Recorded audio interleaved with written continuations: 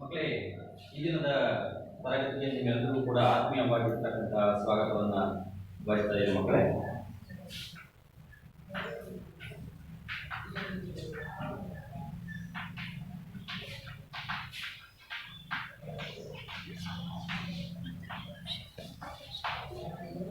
ಮಕ್ಕಳೇ, ಇವತ್ತಿನ ದಿನದ ತರಗತಿಯನ್ನ ಒಂದು ಸಣ್ಣ ಕಥೆಯೊಂದಿಗೆ ನಾವು ಇವತ್ತು ಆರಂಭ ಮಾಡೋಣ. ಕಥೆಯೊಂದಿಗೆ ಇಷ್ಟ ಇಲ್ಲ? ಒಂದು ಊರು, ಆ ಊರಲ್ಲಿ ಒಂದು ಕುಟುಂಬ ಇತ್ತು. ಆ ಕುಟುಂಬದಲ್ಲಿ ತಾಯಿ ಇದ್ರು. ತಾಯಿಗೆ ಇಬ್ರು ಮಕ್ಕಳು, ಕಿಟ್ಟು ಮತ್ತೆ ಪುಟ್ಟು ಅಂತ. ತಾಯಿಯ ಮಕ್ಕಳ ಹೆಸರೇನು? ಅವರಿಗೆ ತಂದೆ ಇರಲಿಲ್ಲ. ತಾಯಿ ಅವರಿಬ್ಬರಿಗೂ ಕೂಡ ಒಳ್ಳೆ ರೀತಿಯ ಶಿಕ್ಷಣವನ್ನ ಕೊಡಿಸ್ಬೇಕು ಅಂತೇಳಿ ತುಂಬಾ ಕಷ್ಟಪಟ್ಟು ಮುತ್ತಿನಿಂದ ಆ ಮಕ್ಕಳನ್ನ ಸಾಕ್ತಾ ಇದ್ರು. ಮೊದಲಿನ ಮಗ ಕಿಟ್ಟು ಓದಿನಲ್ಲಿ ತುಂಬಾ ಚುರುಕು, ತುಂಬಾ ಚೆನ್ನಾಗಿ ಓದ್ತಾ ಇದ್ದ. ಇಡೀ ಕ್ಲಾಸ್ಗೆ ಫಸ್ಟ್ ಬರ್ತಾ ಇದ್ದ. ತುಂಬಾ ಜಾಣ ಹುಡುಗ. ಯಾರು? ಕಿಟ್ಟು. ಅಣ್ಣ ಕಿಟ್ಟು, ತಮ್ಮ ಪುಟ್ಟು ಓದಿನಲ್ಲಿ ಸ್ವಲ್ಪ ಹಿಂದುಳ್ಕೊಂಡಿದ್ದ. ಅಷ್ಟು ಆಸಕ್ತಿ ಕಡಿಮೆ ಇತ್ತು. ಆದರೆ ತಾಯಿಗೆ ನೋಡಿ, ತಾಯಿಗೆ ಮೊದಲನೇ ಮಗ ಕಿಟ್ಟುವನ್ನ ಕಂಡ್ರೆ ತುಂಬಾ ಪ್ರೀತಿ. ಯಾಕೆ ಅಂದ್ರೆ ಅವನು ಚೆನ್ನಾಗಿ ಓದ್ತಾನೆ. ಇಡೀ ತರಗತಿಗೆ ಫಸ್ಟ್ ಅಂತ ಹೇಳಿ ಇದರಿಂದ ಅವನಿಗೆ ತುಂಬಾ ಇಷ್ಟವನ್ನ ಪಡ್ತಾ ಇದ್ದ. ಪುಟ್ಟು ಓದ್ತಾ ಇರಲಿಲ್ಲ. ದಿನಾ ಬಯಸ್ಕೋತಾ ಇದ್ದ ಅಮ್ಮನ ಹತ್ರ, ನೀನ್ ಸರಿಯಾಗಿ ಓದಲ್ಲ, ಹೋಮ್ವರ್ಕ್ ಮಾಡಲ್ಲ, ಆ ಶಾಲೆಗೆ ಹಗಲೆಲ್ಲ ಕರ್ಸ್ಕೋತಾರೆ ಟೀಚರ್ಸ್ ಅಂತ ಹೇಳಿ ಅಮ್ಮ ಬೈತಾ ಇದ್ದ. ಒಂದ್ ದಿವಸ ತಾಯಿಗೆ ಹುಷಾರಾಗಿರ್ಲಿಲ್ಲ, ಆರೋಗ್ಯ ಸರಿ ಇರಲಿಲ್ಲ. ತಾಯಿ ಮಲ್ಕೊಂಡಿದ್ಲು. ದೊಡ್ಡ ಮಗ ಕಿಟ್ಟು ಅಮ್ಮ ಬಾಯ್ ಅಂತೇಳಿ ಅವನು ಶಾಲೆಗೆ ಹೋದ. ಪುಟ್ಟು ಒಂದು ಶಾಲೆಗೆ ಹೋಗ್ಲಿಲ್ಲ. ತಾಯಿಯ ಆರೋಗ್ಯವನ್ನ ವಿಚಾರ ಮಾಡ್ತಾ ಅವಳನ್ನ ಆಸ್ಪತ್ರೆಗೆ ಕರ್ಕೊಂಡು ಹೋಗಿ ಡಾಕ್ಟರ್ ಹತ್ರ ತೋರಿಸ್ಕೊಂಡು ಅವನ ಮನೆಯಲ್ಲಿ ಅವಳನ್ನ ಆರೈಕೆ ಮಾಡ. ದೊಡ್ಡ ಮಗ ಕಿಟ್ಟು ಶಾಲೆಗೆ ಇವತ್ತು ನನಗೆ ಆರೋಗ್ಯ ಸರಿ ಇಲ್ಲ ಕಣ, ಹೋಗ್ಬೇಡ, ನೀನು ಇಲ್ಲೇ ಇರುವಂತಂದ್ರೆ, ಇಲ್ಲಮ್ಮ ನಾನು ಶಾಲೆಗೆ ಹೋಗ್ಬೇಕು, ಟೀಚರ್ ಬೈತಾರೆ, ಮಾಸ್ಟರ್ ಬೈತಾರೆ ಅಂತೇಳಿ ದೊಡ್ಡ ಮಗ ಕಿಟ್ಟು ಹೋದ. ಪುಟ್ಟು ಇಲ್ಲ, ತಾಯಿಯ ಒಂದು ಆರೋಗ್ಯ ವಿಚಾರ ಮಾಡ್ದ, ಕುಶಲ ಸಮಾಚಾರ ಮಾಡ್ದ. ಅವನು ಮಲ್ಲಿ ಇಟ್ಕೊಂಡು ತಾಯಿಯನ್ನ ನೋಡ್ಕೊಂಡ. ಹೀಗೆ ಒಂದು ವಾರ ಸತತವಾಗಿ ತಾಯಿಯ ಆರೈಕೆಯನ್ನ ಮಾಡ್ದ ಪುಟ್ಟು. ಕಿಟ್ಟು ಸರಿಯಾಗಿ ಅವನು ತಾಯಿಯನ್ನ ಮಾತಾಡ್ತಿಲ್ಲ, ನೋಡ್ಕೊಂಡ್ಲಿಲ್ಲ. ಬರೀ ಓದು, ಬರಹ, ಶಾಲೆ, ಹೋಮ್ವರ್ಕ್, ಇಷ್ಟೇ ಕಿಟ್ಟುದು ವಿದ್ಯಾಭ್ಯಾಸ ಆಯಿತು. ಕತೆ ಹೀಗೆ ನಿಲ್ಸೋಣ. ಈ ಕಥೆಯನ್ನ ಕೇಳಿ ನಿಮ್ಗೆ ಏನ್ ಅನ್ಸಿದೆ, ಏನ್ ಅನಿಸ್ತು?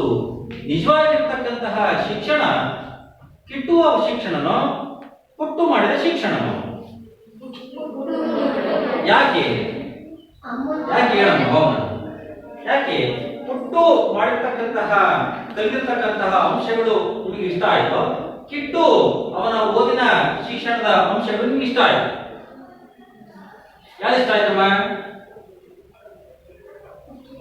ಪುಟ್ಟು ಮಾಡಿದ. ಯಾಕೆ ಹೇಳೋ, ನೀನ್ ಹೇಳಮ್ಮ. ಪುಟ್ಟು ಹೇಳಮ್ಮ. ತಾಯಿ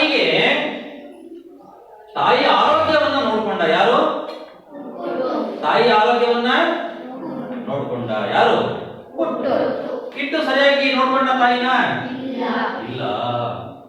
ಅಂದರೆ ಶಾಲೆಯಲ್ಲಿ ಕಲಿತಿರ್ತಕ್ಕಂತಹ ಶಿಕ್ಷಣ ಅದು ಅವನ ಉಪಯೋಗಕ್ಕೆ ಬರಲಿಲ್ಲ. ತಾಯಿ ಯಾವಾಗಲೂ ಕೂಡ ಹೊಗಳೋಳು ಕಿಟ್ಟುವನ್ನ. ನಂತರ ಪುಟ್ಟು ಅವನಿಗೆ ಇಷ್ಟ ಆಯ್ತು. ಯಾಕೆ ಬರೀ ಶಾಲೆಯ ಶಿಕ್ಷಣ ಮುಖ್ಯ ಅಲ್ಲ, ಸಂಸ್ಕಾರವೂ ಕೂಡ ಮುಖ್ಯ. ಸಂಸ್ಕಾರ ಇಲ್ಲದ ಮಗು ಎಷ್ಟು ಓದಿದ್ರೆ ಏನು ಫಲ ಅಲ್ವಾ? ಇದರದ್ದೇ ಒಂದು ಈ ಕಥೆಗೆ ಸಂಬಂಧಿಸಿರ್ತಕ್ಕಂತಹ ಒಂದು ಕತೆ ನಿಮಗೆ ಗದ್ಯವಾಗಿ ಬಿಟ್ಟಿದ್ದಾರೆ ಮಕ್ಕಳೇ. ಅದನ್ನೇ ಮೊದಲನೇ ಅಧ್ಯಾಯ, ಮಗ್ಗದ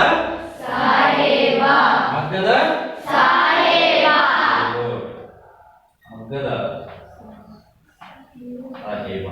ಈ ಮಗ್ಗದ ಸಾಹೇಬ ಗದ್ಯ ಭಾಗವನ್ನು ಬರೆದ ಲೇಖಕರು ಬಾಗಲೋಡಿ ದೇವರಾಯ. ಬಾಗಲೋಡಿ ದೇವರಾಯ ಬರೆದ ಗದ್ಯ ಭಾಗ ಯಾವುದು? ಮಗ್ಗದ ಸಾಹೇಬ. ಈ ಗದ್ಯ ಭಾಗವನ್ನ ನಾವು ತಿಳ್ಕೊಳ್ಳೋಕ್ಕಿಂತ ಮುಖ್ಯವಾಗಿ ಮಕ್ಕಳು ಇವತ್ತು ದಿವಸ ನಾವು ಏನೆಲ್ಲ ಅಂಶಗಳನ್ನ ಕಲಿತೀವಿ ಅಂತಂದ್ರೆ, ಕನ್ನಡ ಸಾಹಿತ್ಯದ ಪ್ರಕಾರಗಳನ್ನ ಅಭ್ಯಾಸ ಮಾಡ್ತೀವಿ. ಅದರಲ್ಲಿ ಸಣ್ಣ ಕಥೆ ಪ್ರಕಾರ ಅಂದ್ರೇನು, ಅದರ ಲಕ್ಷಣಗಳನ್ನ ಅಭ್ಯಾಸ ಮಾಡ್ತೀವಿ. ಹಾಗೆ ಬಾಗಲೋಡಿ ದೇವರಾಯ ಅವರ ಪರಿಚಯವನ್ನ ಮಾಡ್ಕೋತೀವಿ. ಹಾಗೆ ಗದ್ಯ ಭಾಗದ ಆಶಯವನ್ನ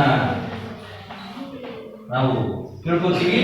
ಹಾಗೆ ಈ ಗದ್ಯ ಭಾಗದಲ್ಲಿ ಬರ್ತಕ್ಕಂತಹ ಕಠಿಣ ಪದಗಳ ಅರ್ಥವನ್ನ ನಾವು ಅಭ್ಯಾಸ ಮಾಡ್ತೀವಿ. ಇಷ್ಟು ಇವತ್ತು ದಿವಸ ನಾವು ತಿಳ್ಕೊಳ್ಳೋಣ.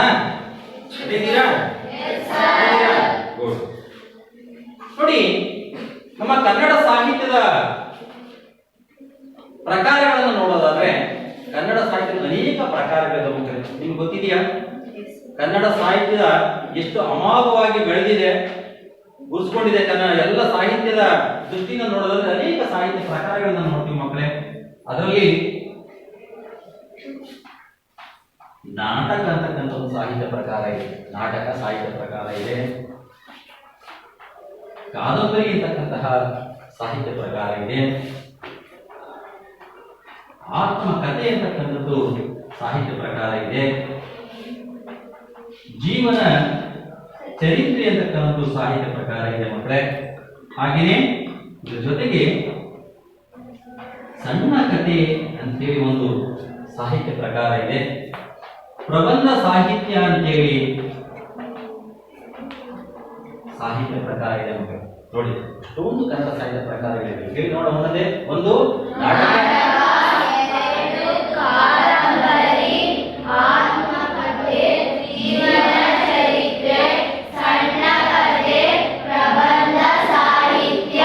ಹಲವಾರು ಸಾಹಿತ್ಯ ಪ್ರಕಾರಗಳಿವೆ ಮಕ್ಕಳೇ. ಅದರಲ್ಲಿ ಬಹಳ ಮುಖ್ಯವಾಗಿ ಇವತ್ತಿನ ಗದ್ಯವಾಕ್ಯಕ್ಕೆ ಸಂಬಂಧಿಸಿದ್ದು ಸಣ್ಣ ಕಥೆ ಅಂತಕ್ಕಂಥ ಸಾಹಿತ್ಯ ಪ್ರಕಾರ. ಸಣ್ಣ ಕಥೆ ಅಂತಕ್ಕಂಥ ಸಾಹಿತ್ಯ ಪ್ರಕಾರಕ್ಕೆ ಸೇರ್ತಕ್ಕಂತಹ ಗದ್ಯ ಭಾಗ ಯಾವುದು? ಮಗ್ಗದ ಸಾಹೇಬ. ನಿಮಗೆ ಕಥೆ ಅಂದ್ರೆ ತುಂಬಾ ಇಷ್ಟ. ಯಾಕೆ?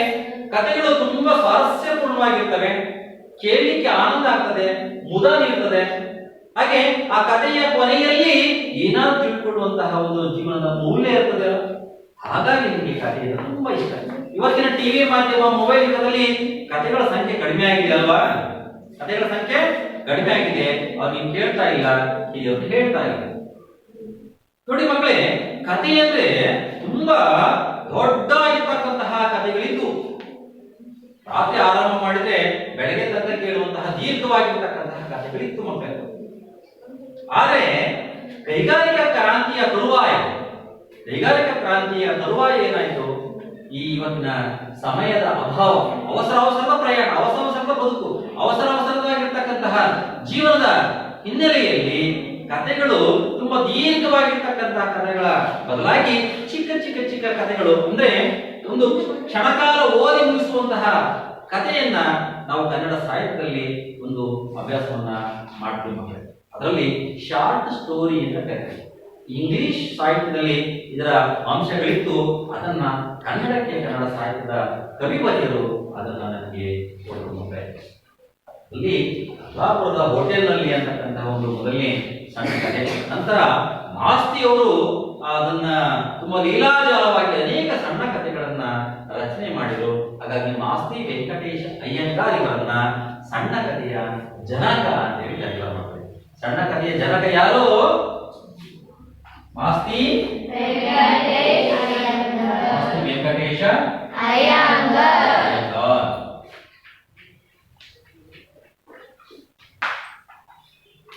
ಇವರ ಮೊದಲ ಸಣ್ಣ ಕಥೆ ಮೊಸರಿನ ಮಂಗಮ್ಮ ಅಂತ. ಮೊಸರಿನ ಮಂಗಮ್ಮ ಅಂತ ಒಂದು ಮಾಸ್ತಿಯವರ ಮೊದಲನೇ ಸಣ್ಣ ಕಥೆ. ಅದರ ತರುವಾಯ ಅನೇಕ ಸಣ್ಣ ಕಥೆಗಳನ್ನ ಅವರು ರಚನೆ ಮಾಡಿದ್ದಾರೆ.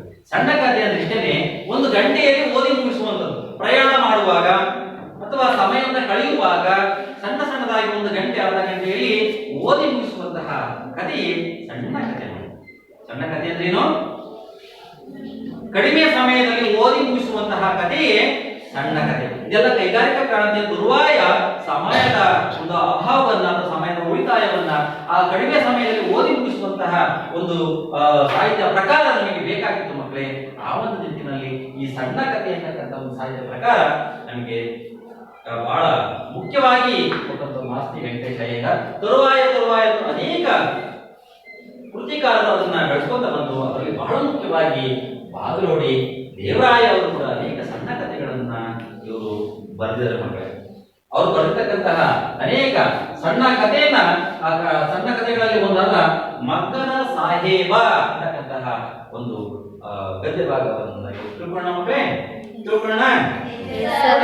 ಈ ಮಗ್ಗದ ಸಾಹೇಬ ಅದರಲ್ಲಿ ಮಗ್ಗ ಅಂತಕ್ಕಂಥದ್ದಿದೆ. ಮಗ್ಗ ಅಂದ್ರೆ ಏನು?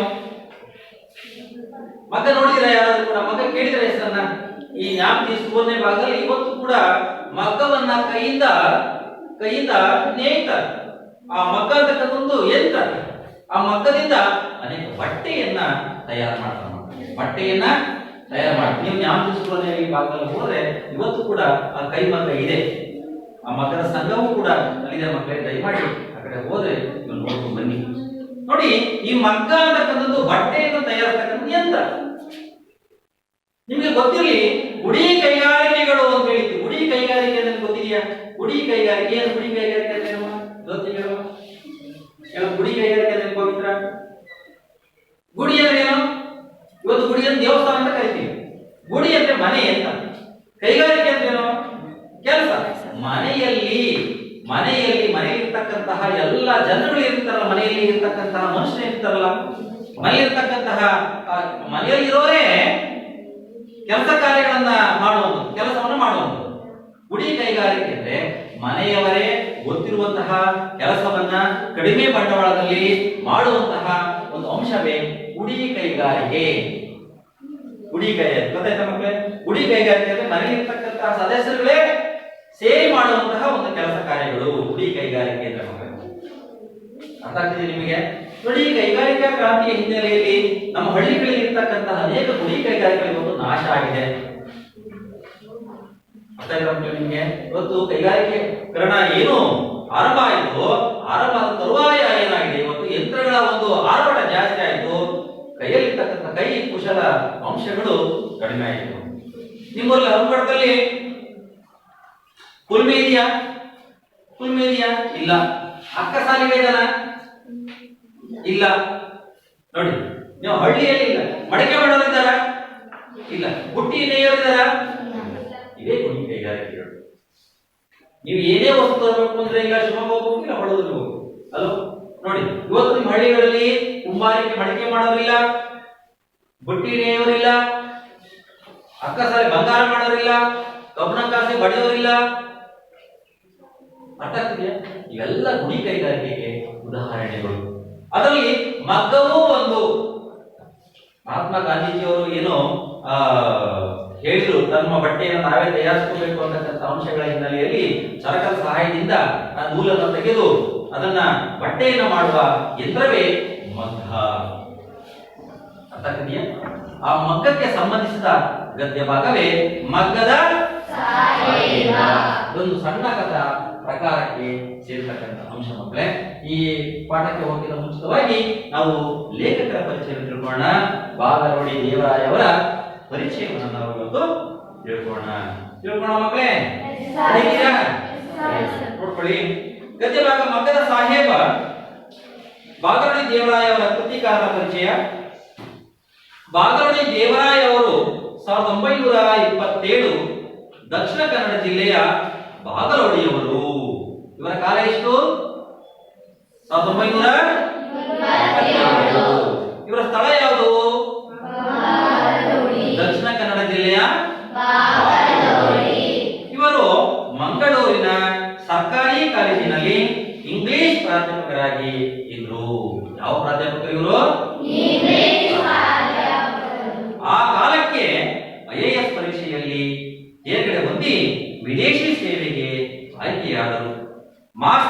ಹಾಗೂ ಇವರ ಸಮಕಾಲೀನರು, ಅದಲ್ಲದೆ ಸಣ್ಣ ಕಥೆಗಳನ್ನ ಬರೆದವರು. ಅವರು ರಾಯಭಾರಿಯಾಗಿ Italy, Nepal, Nigeria, Philippines, New Zealand, Bulgaria ಮೊದಲಾದ ದೇಶಗಳಲ್ಲಿ ಇವರು ಕಾರ್ಯವನ್ನ ನಿರ್ವಹಿಸಿದ್ದಾರೆ. ಇವರು ಯಾವ್ಯಾವ ದೇಶದಲ್ಲಿ ಕಾರ್ಯವನ್ನು ನಿರ್ವಹಿಸಿದ್ದಾರೆ ಮಕ್ಕಳೇ? ಇಟಲಿ, ನೇಪಾಳ, ನೈಜೀರಿಯಾ, ಹೀಗೆ ಅನೇಕ ದೇಶಗಳಲ್ಲಿ ಇವರು ಕಾರ್ಯಕ್ರಮವನ್ನು ನಿರ್ವಹಿಸಿದ್ದಾರೆ ಮಕ್ಕಳೇ. ಇವರು ಬರೆತಕ್ಕಂತಹ ಕಥಾ ಸಂಗ್ರಹಗಳು ಹೆಂಗಾಜು ಹುಚ್ಚು ಮನಸ್ಸಿನ ಮತ್ತು ಇತರ ಕಥೆಗಳು. ಇವರು ಬರೆದಿರ್ತಕ್ಕಂತಹ ಕಥಾ ಸಂಗ್ರಹಗಳು ಯಾವುದು ಅಂದ್ರೆ ಹುಚ್ಚು ಮನಸ್ಸಿನ ಮುನ್ಸಿಫ, ಹುಚ್ಚು ಮನಸ್ಸಿನ ಮುನ್ಸಿಫ ಮತ್ತು ಇತರ ಕಥೆಗಳು. ಆರಾಧನಾ ಯಾವುದು ಇನ್ನೊಂದು? ಮತ್ತೊಂದು ಯಾವುದು? ರುದ್ರಪ್ಪನ ರೌದ್ರ ಮತ್ತು ಇತರ ಕಥೆಗಳು. ರುದ್ರಪ್ಪನ ರೌದ್ರ ಮತ್ತು ಇತರ ಕಥೆಗಳು. ಬಾಗಲೋಡಿ ದೇವರಾಯ ಅವರು ಒಟ್ಟು 26 ಕಥೆಗಳನ್ನ ಬರೆದಿದ್ದಾರೆ. ಎಷ್ಟು ಕಥೆಗಳನ್ನ ಬರೆದಿದ್ದಾರೆ? 26 ಕಥೆಗಳನ್ನ ಬರೆದಿದ್ದಾರೆ. ಇವರು 1985ರಲ್ಲಿ ನಿಧನರಾದರು. 1985ರಲ್ಲಿ ಇವರು ದೈವಾಧೀನರಾಗ್ತಾರೆ ಮಕ್ಕಳೇ. ಇವರು ಇದ್ದಂತಹ ಸಂದರ್ಭದಲ್ಲಿ ಹೀಗೆ ಕನ್ನಡ ಸಾಹಿತ್ಯಕ್ಕೆ ಅನೇಕ ಅಂಶಗಳನ್ನ ನಮಗೆ ಕೊಟ್ಟಿದ್ದಾರೆ ಮಕ್ಕಳೇ. ಹಾಗಾಗಿ ಅವರ ಒಂದು ಕತೆ ಸಮಗ್ರ ಕಥೆಗಳು ಅಂತ ಕಥಾ ಸಂಕಲನದಿಂದ ಸಮಗ್ರ ಕಥೆಗಳು ಯಾವುದು? ಸಮಗ್ರ ಕಥೆಗಳು ಕಥಾ ಸಂಕಲನದಿಂದ ಪ್ರಸ್ತುತ ಗದ್ಯ ಭಾಗ ಮಗ್ಗದ ಸಾಹೇಬ ಅನ್ನತಕ್ಕಂತಹ ಒಂದು ಗದ್ಯ ಭಾಗವನ್ನ ಆಯ್ಕೆ ಮಾಡಿದ್ದಾರೆ. ಗೊತ್ತಾಯ್ತಲ್ಲ? ನಿಮಗೆ ಈ ಮಗ್ಗದ ಸಾಹೇಬ ಬರೆದಿರ್ತಕ್ಕಂಥ ಲೇಖಕರ ಬಾಗಲೋಡಿ ದೇವರಾಯ ಲೇಖಕರ ಒಂದು ಸಂವಾದ ಕಾರ್ಯಕ್ರಮಕ್ಕೆ ನೀವು ರೆಡಿಯಾಗಿ ಬನ್ನಿ ಅಂತ ಹೇಳಿದೆ. ಯಾರು ರೆಡಿಯಾಗಿ ಬಂದಿದ್ದೀರಾ? ಲೇಖಕರ ಪರಿಚಯ ಮಾಡ್ಕೊಡಿ ಅಂತ ಹೇಳಿದ್ದಲ್ಲ. ಯಾರು? ಮತ್ತೆ ಹೇಮಂತ್ ಪಟೇಲ್ ಮತ್ತೆ ಅರ್ಜುನ್ ರೆಡಿಯಾಗಿ ಬಂದಿರ? ಅರ್ಜುನ್ ಬನ್ನಿ ಬೇಗ.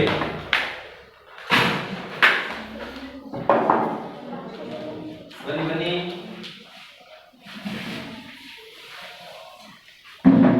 ಇದರಲ್ಲಿ ಬಾಗಲೋಡಿ ದೇವರಾಯ ಯಾರು? ಮತ್ತೆ ಅದನ್ನ ನಿರೂಪಣೆ ಮಾಡ್ಕೊಳ್ಳೋರು ಯಾರು? ಸಂದರ್ಶಕ ಯಾರು? ಅರ್ಜುನ್ ನಿರೂಪಕ. ಬಾಗಲೋಡಿ ದೇವರಾಯ ಯಾರು? ಹೇಮಂತ್ ಪಟೇಲ್. Very good. ಕೂತ್ಕೊಳ್ಳಿ. ಈಗ ವೇದಿಕೆ ನಿಮಗೆ ಕೊಟ್ಟಿದ್ದೀನಿ, ಆರಂಭ ಮಾಡಿ.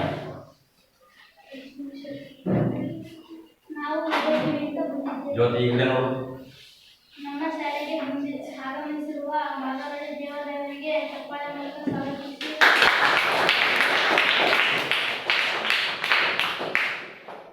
ನಮ್ಮ ಶಾಲೆಯಲ್ಲಿರುವ ವಿದ್ಯಾರ್ಥಿಗಳಿಗೆ ಪ್ರಶ್ನೆ ಕೇಳುವ ಅವಕಾಶವಿದೆ. ಒಂದು ವಿದ್ಯಾರ್ಥಿಗಳಿಗೆ ಒಂದು ಪ್ರಶ್ನೆ ಕೇಳುವ ಅವಕಾಶವಿದೆ.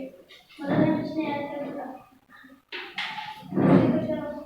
ಎಲ್ಲ ದೇಶಗಳಲ್ಲಿ ನಾನು Italy, Nepal, Nigeria, Philippines, New Zealand, Bangladesh ಮೊದಲಾದ ದೇಶಗಳಲ್ಲಿ ಕಾರ್ಯನಿರ್ವಹಿಸಿದೆ.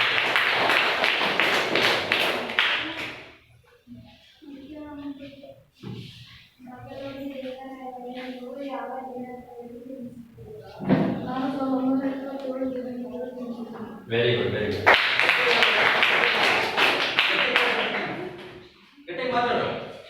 ನೀವು ಎಷ್ಟು ಕಥೆಗಳನ್ನು ಬರೆದಿದ್ದೀರಾ? ನಾನು 26 ಕಥೆಗಳನ್ನು ಬರೆದಿದ್ದೇನೆ. Very good.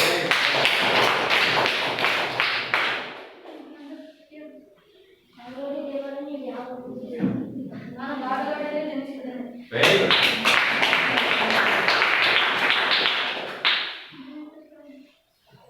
ನೀವು ಯಾವ ಕಾಲೇಜಿನಲ್ಲಿ ಇಂಗ್ಲಿಷ್ ಪ್ರಾಧ್ಯಾಪಕರಾಗಿದ್ದೀರಿ?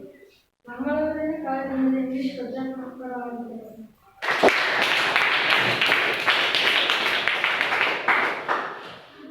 ನೀವು ಬರೆದಿರುವ ಕಥೆಗಳ ಹೆಸರುಗಳಲ್ಲಿ ನಾನು ಬರೆದಿರುವ ಕಥೆಗಳು ಹುಚ್ಚು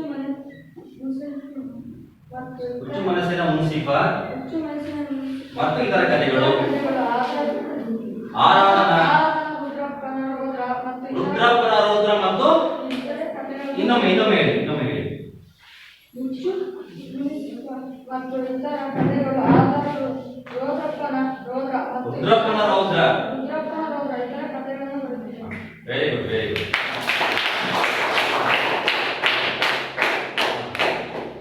ಬಾಗಲೋಡಿ ದೇವರಾಯವರೇ, ನೀವು ಯಾವ ಪರೀಕ್ಷೆಯನ್ನು ಬರೆದಿದ್ದೀರಿ?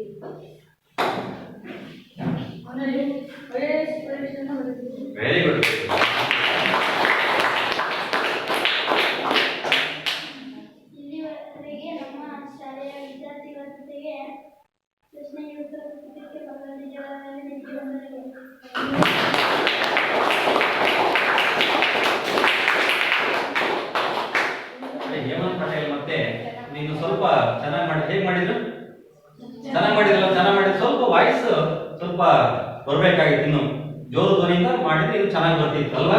ನೆಕ್ಸ್ಟ್ ಟೈಮ್ ಚೆನ್ನಾಗಿ ಮಾಡಿ. Very good. ಚೆನ್ನಾಗಿ ನಿಮಗೆ ಪತ್ರಿಕಾ ಪರಿಚಯವನ್ನ, ಲೇಖಕ ಪರಿಚಯವನ್ನ ನಿಮಗೆ ಅಚ್ಚುಕಟ್ಟಾಗಿ ತಿಳಿಸಿಕೊಟ್ಟಂತಹ ಯಾರ್ಯಾರು ತಿಳಿಸಿಕೊಟ್ಟಿದ್ದು? ಅರ್ಜುನ ಮತ್ತೆ ಅರ್ಜುನ ಮತ್ತೆ ಲೇಖಕರ ಪರಿಚಯವನ್ನು ತುಂಬಾ ಚೆನ್ನಾಗಿ ಅವರು ನಡೆಸಿಕೊಟ್ರು ಮಕ್ಕಳೇ. ಮುಂದೆ ನೀವು ಕೂಡ ತಯಾರಿ ಆಗಬೇಕು.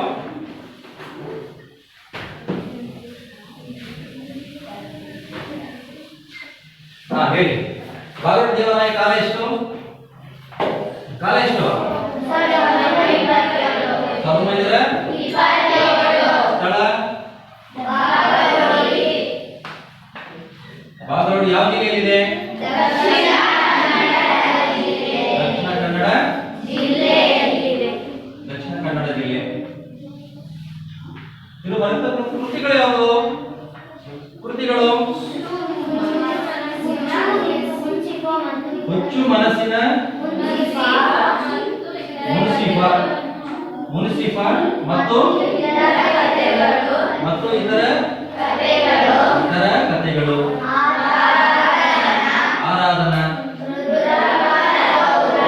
ರುದ್ರಪ್ಪನ ರೌದ್ರ, ಇತರ ಕಥೆಗಳು.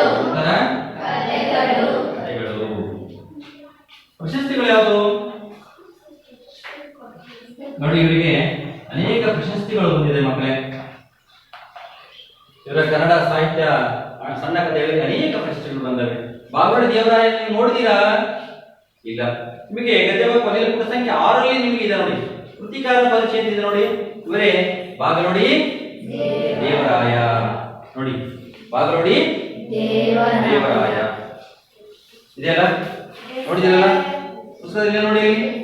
ಇವರೇ ಬಾಗಲಕೋಟೆ ಪುಸ್ತಕದಲ್ಲಿ ಕಾಣ್ತಕ್ಕಂಥವೇ ಬಾಗಲಕೋಟೆ ದೇವರಾಯ. ನೋಡಿ, ಮುಖ್ಯವಾಗಿ ಈ ಗದ್ಯ ಭಾಗದಲ್ಲಿ ಏನು ಆಶಯ ಇದೆ, ಏನು ತಿಳ್ಕೊಳ್ಳಿಕ್ಕೆ ನಾವು ಮುಂದಾಗಿದ್ದೀವಿ, ಏನು ಹೇಳಿ ಹೊರಟಿದ್ದಾರೆ ಮಕ್ಕಳೇ ಇವತ್ತು. ನೋಡಿ, ಈ ಗದ್ಯ ಭಾಗದಲ್ಲಿ ಬಹಳ ಮುಖ್ಯವಾಗಿ ಹೇಳಿಕೆ ಹೊರಟಿರ್ತಕ್ಕಂಥ ಲೇಖಕರು ಒಂದು ಧಾರ್ಮಿಕ ಸಹಿಷ್ಣುತೆ. ಇವತ್ತು ನಾವೇನು ನಮ್ಮ ಧರ್ಮ ಶ್ರೇಷ್ಠ, ನಮ್ಮ ಜಾತಿ ಶ್ರೇಷ್ಠ ಅಂತೇಳಿ ನಾವು ಕಚ್ಚಾಡ್ತಾ ಇದ್ದೀವಿ, ಅದರಲ್ಲಿ ಆ ದ್ವೇಷವನ್ನು ಫಸ್ಟ್ ಹೋಗಲಾಡಿಸ್ಬೇಕು. ಧರ್ಮದ ನಡುವೆ ಇರ್ತಕ್ಕಂಥ ಹೊಂದಾಣಿಕೆಯನ್ನು ನೋಡ್ಕೋಬೇಕು. ಅರ್ಥ ಆಗ್ತಿದೆಯಾ?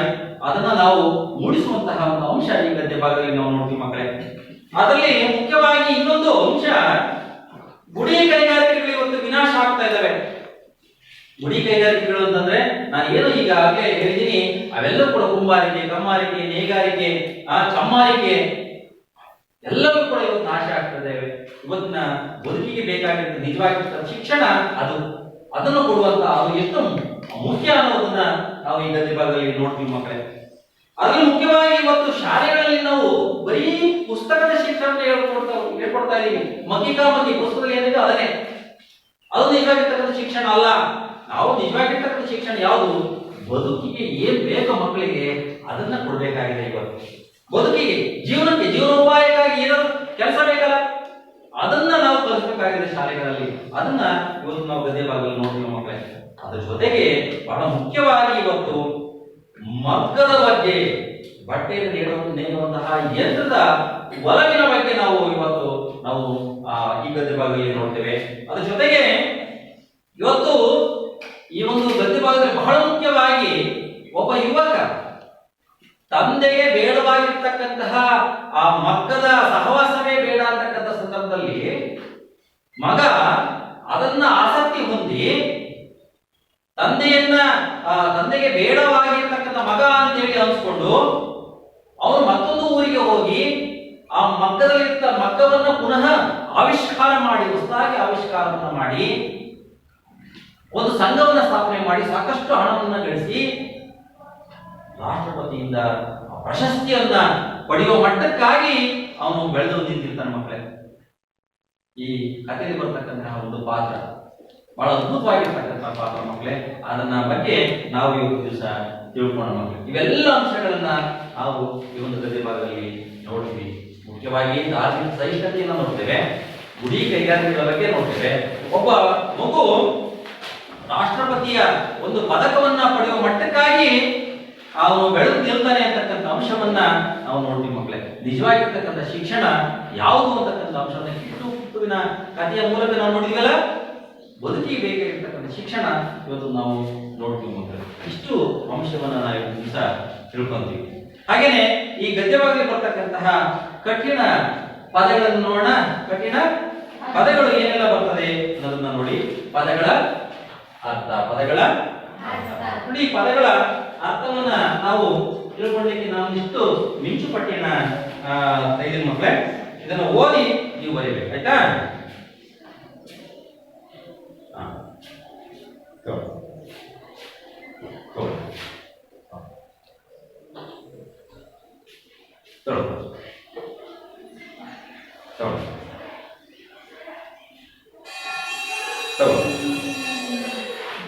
ಯಾರು ತಗೊಂಡ್ರು?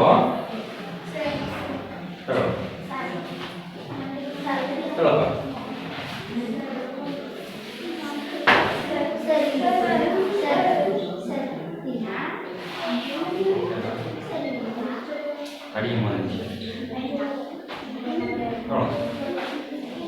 ಇರಲಿ. ಇನ್ನೊಂದಿಷ್ಟು ಅಂಶಗಳನ್ನ ನಾನು ನಿಮಗೆ ನೋಡ್ತೇನೆ.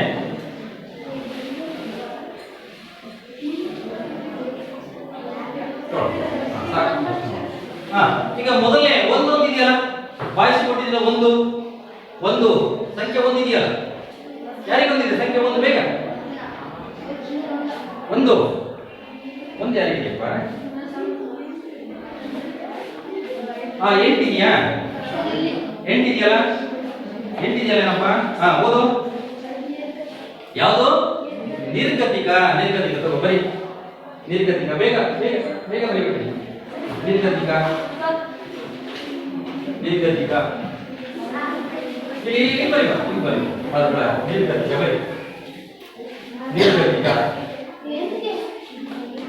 ಈ ಕಡೆ ಗಲ್ಫಲ್ಲಿ ಯಾವ್ದಿದೆ ಸಂಖ್ಯೆ? ಹೇಳಮ್ಮ ಭಾವನಾ. ಹೇಳಮ್ಮ. ಬಿಕಾರಿ. ನಿರ್ಗತಿಕ ಅಂದ್ರೆ ಏನು?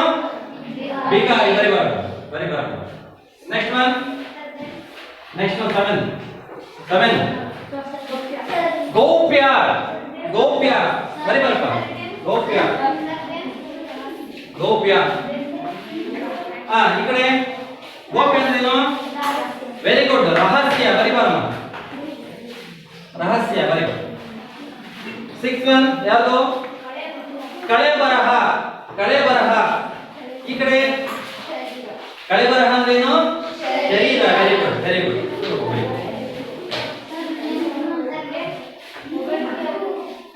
ಮುಚ್ಚಲ್ಪಟ್ಟ. ರಹಸ್ಯ. ನೆಕ್ಸ್ಟ್ ಬರಿಬಾ. ನೆಕ್ಸ್ಟ್ ನೋಡ್ಕೊಳ್ಳಿ. ಅಲ್ಲೇ ಅಲ್ಲೇ ಅಲ್ಲೇ ಅಲ್ಲೇ ಗುಡ್.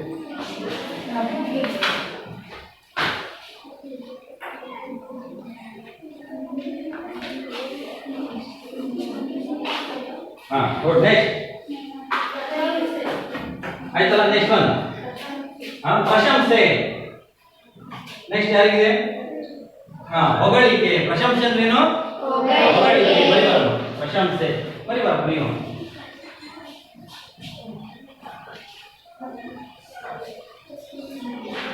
Next one ಆಚ್ಛಾದಿತ. ಮುಚ್ಚಲ್ಪಟ್ಟ. ಆಚ್ಛಾದಿತ ಅಂದ್ರೇನು? ಬರಿಬಾರ್ದು.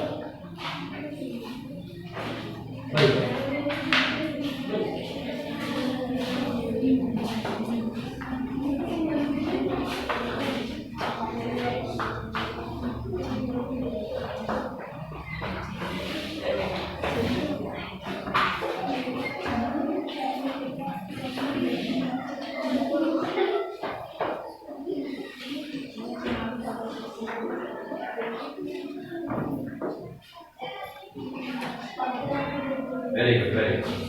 ನೋಡಿ ಮಕ್ಕಳೇ, ಪದಗಳ ಅರ್ಥವನ್ನ ಗಮನಿಸಿ. ಇನ್ನೂ ಸಾಕಷ್ಟು ಆ ಪಾಠದ ಸಂದರ್ಭದಲ್ಲಿ ಗಮನಿಸ್ತೀವಿ ಮಕ್ಕಳೇ. ಗಮನಿಸೋಣ. ನಿರ್ಗತಿಕ. ನಿರ್ಗತಿಕ ಅಂದ್ರೇನು? ಗೌಪ್ಯ ಅಂದ್ರೆ ರಹಸ್ಯ. ಕಳೆಬರ ಅಂದ್ರೆ ಶರೀರ. ಪ್ರಶಂಸೆ ಅಂದ್ರೆ ಹೊಗಳಿಕೆ. ಆಚ್ಛಾದಿತ ಅಂದ್ರೆ ಮುಚ್ಚಲ್ಪಟ್ಟ. ಇನ್ನೂ ಸಾಕಷ್ಟು ಪದಗಳ ಅರ್ಥವನ್ನು ನಾವು ಪಾಠದ ಸಂದರ್ಭದಲ್ಲಿ ಗಮನಿಸೋಣ ಮಕ್ಕಳೇ. ನೋಡಿ ಇವತ್ತಿನ ಬಂದಿದೆ. ಇವತ್ತಿನ ತರಗತಿಯಲ್ಲಿ ನಾವು ಏನೆಲ್ಲ ಅಂಶಗಳನ್ನ ನಾವು ತಿಳ್ಕೊಟ್ವಿ ಅನ್ನೋದನ್ನ ಗಮನಿಸೋಣ ಮಕ್ಕಳೇ. ಒಂದು ಕನ್ನಡ ಸಾಹಿತ್ಯದ ಪ್ರಕಾರಗಳನ್ನ ಗಮನಿಸಿದ್ವಿ. ಮತ್ತೆ ಸಣ್ಣ ಕಥೆಗಳ ಪ್ರಕಾರಗಳು, ಅದು ಮುಖ್ಯವಾಗಿ ಸಣ್ಣ ಕಥೆಯ ಪ್ರಕಾರ ಹೇಗಿದೆ, ಅದರ ಲಕ್ಷಣಗಳು ಏನು ಅನ್ನೋದನ್ನ ನಾವು ಗಮನಿಸಿದ್ವಿ ಮಕ್ಕಳೇ. ಮತ್ತೆ ಭಾಗವತಿ ಮಕ್ಕಳ ಸಾಹೇಬ ಗದ್ಯ ಭಾಗದಂತಹ ಲೇಖಕರ ಪರಿಚಯವನ್ನು ನಾವು ಮಾಡ್ಕೊಂಡ್ವಿ. ಹಾಗೆ ಈ ಗದ್ಯ ಭಾಗದ ಆಶಯವನ್ನು ನಾವು ತಿಳ್ಕೊಂಡ್ವಿ. ಗದ್ಯ ಭಾಗದ ತಿಳ್ಕೊಂಡ್ವಿ. ಹಾಗೆ ಪದಗಳ ಅರ್ಥವನ್ನ ತಿಳ್ಕೊಂಡ್ವಿ ಮಕ್ಕಳೇ. ಹಾಗಾಗಿ ನಾವು ಇಷ್ಟು ಅಂಶಗಳನ್ನ ತಿಳ್ಕೊಂಡ್ವಿ. ಇವತ್ತಿನ ಸಮಯಕ್ಕೆ ಏನೆಲ್ಲ ತಿಳ್ಕೊಂಡ್ವಿ ಅನ್ನೋದಕ್ಕೆ ಒಂದೆರಡು ಮೂರು ಪ್ರಶ್ನೆಗಳನ್ನ ಕೇಳಿ ನಾನು ಮೌಲ್ಯಮಾಪನ ಮಾಡೋದನ್ನ ವೆರಿ ಗುಡ್. ಕನ್ನಡ ಸಾಹಿತ್ಯದ ಪ್ರಕಾರಗಳು ಯಾವ್ಯಾವು? ಹೇಮಂತ್ ಪಟೇಲ್, ಕನ್ನಡ ಸಾಹಿತ್ಯದ ಪ್ರಕಾರಗಳು ಯಾವ್ಯಾವು? ಯಾರು ಹೇಳ್ತೀರಾ? ಯಾರು ಕನ್ನಡ ಸಾಹಿತ್ಯ ಪ್ರಕಾರಗಳು ಯಾವ ಹೇಳ್ತೀರಾ? ಹೇಳು. ನಾಟಕ ವೆರಿ ಗುಡ್. ಸಣ್ಣ ಕಥೆ, ಕಾದಂಬರಿ, ಆತ್ಮಕಥೆ ಮತ್ತೆ ಜೀವನ ಚರಿತ್ರೆ. ಮಕ್ಕಳ ಸಾಹಿಬ ಗದ್ಯ ಭಾಗವನ್ನ ಬರೆದವರು ಯಾರು? ಆಶಾ, ಹೇಳಮ್ಮ ನೀನು. ಬಾಗಲೋಡಿ ಯಾವ ಸಂಖ್ಯೆ ಒಳಗೆ? ಬಾಗಲೋಡಿ ದೇವರವರು ಅವರ ಸ್ಥಳ ಯಾವುದು? ಕೀರ್ತನ. ಬಾಗಲೋಡಿ ದೇವರಾಯರ ಸ್ಥಳ ಬಾಗಲೋಡಿ. ಯಾವ ಜಿಲ್ಲೆ? ದಕ್ಷಿಣ ಕನ್ನಡ ಜಿಲ್ಲೆ. ನೋಡಿ, ಇಷ್ಟು ಅಂಶವನ್ನ ನಾವು ತಿಳ್ಕೊಂಡ್ವಿ. ನಾಳೆ ನೀವು ಇನ್ನೂ ಚೆನ್ನಾಗಿ ನೋಡ್ಕೊಬಹುದು. ನಾಳೆ ನೀವು ಶಾಲೆಗೆ ಬರುವಾಗ ಗದ್ಯ ಭಾಗವನ್ನು ಒಂದ್ಸರಿ ಓದ್ಕೊಂಬರಿ. ಹಾಗೆ ಈ ಬಾಗಲೋಡಿ ದೇವರಾಯ ಅವರ ಕವಿಕಾಲ ಪರಿಚಯವನ್ನ ನೀವು ಕಲ್ತ್ಕೊಂಡು ಬರ್ಬೇಕು. ಗೊತ್ತಾಗ್ತಿದ್ಯಾ?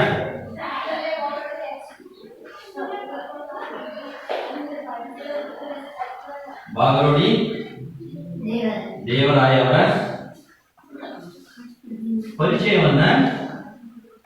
ಪರಿಚಯವನ್ನ ವಾಕ್ಯ ರೂಪದಲ್ಲಿ ಕಲಿಯಿರಿ. ವಾಕ್ಯ ರೂಪದಲ್ಲಿ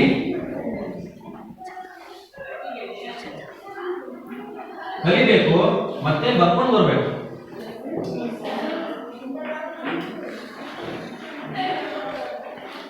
ಕಲ್ತ್ಕೊಂಡ್ ಬರ್ಬೇಕು ಮತ್ತೆ ಬರ್ಕೊಂಡ್ ಬರ್ಬೇಕು. ಅರ್ಥ ಆಗ್ತಿದೆಯಾ ಮಕ್ಕಳೇ?